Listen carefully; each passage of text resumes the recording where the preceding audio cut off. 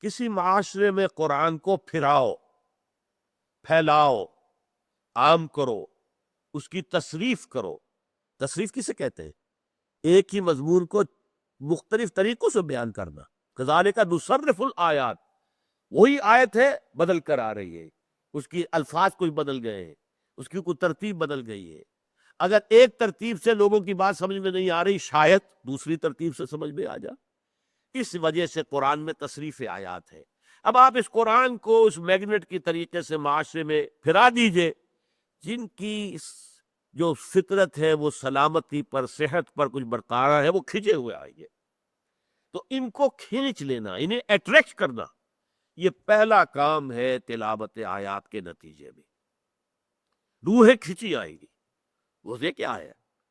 از کجا می آئے دی آواز دوست، قرآن کو سن کر روح انسانی محسوس کرتی ہے یہ کہاں سے آ رہا ہے، یہ تو میرے دوست کی آواز معلوم ہوتی ہے۔ از کجا بھی آئے دی آواز دوست، کیوں کہ روح انسانی کا منبع بھی ذات باری تعالیٰ ہے۔ یسألونک عن الروح قل الروح من امر ربی، میرے رب کا امر ہے یہ۔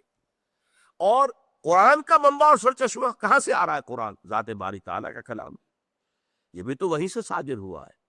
تو جیسے آپ پنجابی میں گرائی کہتے ہیں، کہیں آپ کو کسی غیر ملک میں کوئی پاکستانی نظر آ جائے تو آپ ایک دم لپکتے ہیں اس کی طرح ملاقات کریں۔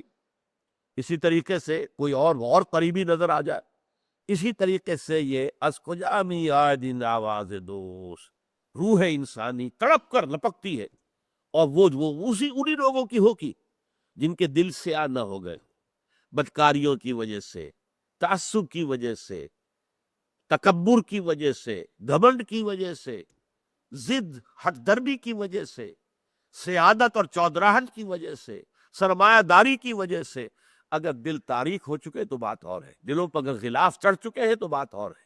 لیکن اگر ایسا نہیں ہے، ابھی دل جو ہے اپنی سلامتی پر برقرار ہے، تو وہ کھنچائے۔